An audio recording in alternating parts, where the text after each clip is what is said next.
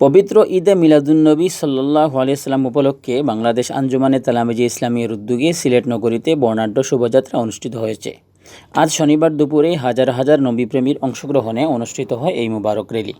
সুন্নি ছাত্র কাফেলার এই র্যালিতে অংশগ্রহণের জন্য সকাল থেকেই নগরীর সুবহানীঘাটস্থ হজরত শাহজালাল দারুস-সুন্নাহ ইয়াকুবিয়া কামিল মাদ্রাসা প্রাঙ্গণে সিলেট বিভাগের প্রত্যন্ত অঞ্চল থেকে সর্বস্তরের ছাত্র জনতা জমায়েত হন। সকাল 10টা থেকে জোহরের নামাজের আগ পর্যন্ত র্যালি পূর্ব আলোচনা সভা অনুষ্ঠিত হয়।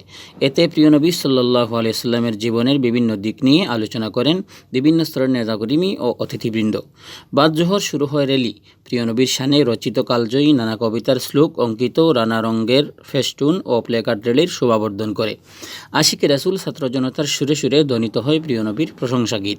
সালাম সালাম নবী সালাম সালাম মাওলা ইয়া সাল্লি ওয়াসাল্লিম বালাগাল উলা বিকামালিহি শামসুদ্দুহা ওয়াসাল্লাম। এরকম অগণিত নাথের সমদূর সুরলহরী নগরীর আকাশ বাতাস মুখরিত করে। র্যালিটি সুবহানীঘাটস্থ হযরত শাহজালাল দারুস-সুন্নাহ ইয়াকুবিয়া কামিল মাদ্রাসা প্রাঙ্গণ থেকে শুরু হয়ে মহানগরীর বিভিন্ন রাস্তা প্রদক্ষিণ শেষে ফের মাদ্রাসা প্রাঙ্গণে এসে শেষ হয়। র্যালি পূর্ব আলোচনা সভায় বক্তারা বলেন, মানবতা বিবর্জিত জমিনে মানবতা ও শান্তির পয়গাম নিয়ে তাশরিফ এনেছিলেন হযরত মুহাম্মদ সাল্লাল্লাহু আলাইহি ওয়াসাল্লাম। তার সার্বজনীন শান্তির বার্তা দুনিয়ার দিকে দিকে ছড়িয়ে দিতে হবে। সমাজে সাম্য ও সম্প্রীতি প্রতিষ্ঠায় তার আদর্শের কোনো বিকল্প নেই। প্রিয় নবী হযরত মুহাম্মদ সাল্লাল্লাহু আলাইহি ওয়াসাল্লাম যখন পৃথিবীতে এসেছিলেন তখন ভালোবাসা বলতে কিছু ছিল না, ছিল শুধু হানাহানি, মজলুমের আর্তনাদে ছিল আকাশবাড়ি। সমাজের রীতি ছিল খুনের বদলে খুন। যে সময় নারী মানে ছিল বঞ্চিতা, লাঞ্ছিতা আর ভোগের বিলাসীর পণ্য, ঠিক এমনি সময় মানুষকে প্রকৃত মানবিক মর্যাদায় প্রতিষ্ঠিত করতে দুনিয়ার বুকে তাশরিফ এনেছিলেন হযরত মহানবী হযরত মুহাম্মদ সাল্লাল্লাহু আলাইহি ওয়াসাল্লাম। বক্তারা আরও বলেন, নবী সাল্লাল্লাহু আলাইহি ওয়াসাল্লাম ছিলেন বিশ্ব মানবতার জন্য আল্লাহর সর্বশ্রেষ্ঠ করুণা ও অনুগ্রহ। তার জীবন দর্শনে ব্যক্তি, সমাজ ও রাষ্ট্র জীবনের সর্বোত্তম ও পরিপূর্ণ আদর্শ নিহিত রয়েছে। তার জীবন আদর্শে ব্যক্তি, সমাজ ও রাষ্ট্রে জীবনের সর্বোত্তম ও পরিপূর্ণ আদর্শ নিহিত রয়েছে। সে আদর্শ অনুসরণে সমাজে শান্তি, সম্প্রীতি ও সৌহার্দ্য, ভ্রাতৃত্ব প্রতিষ্ঠায় আমাদের এগিয়ে আসতে হবে। প্রিয় নবীর প্রতি যেমন সর্বোচ্চ ভালোবাসা লালন করতে হবে, তেমনি তার সুমহান আদর্শ অনুসরণ, চর্চা ও প্রসারে আমাদের অগ্রণী ভূমিকা পালন করতে হবে।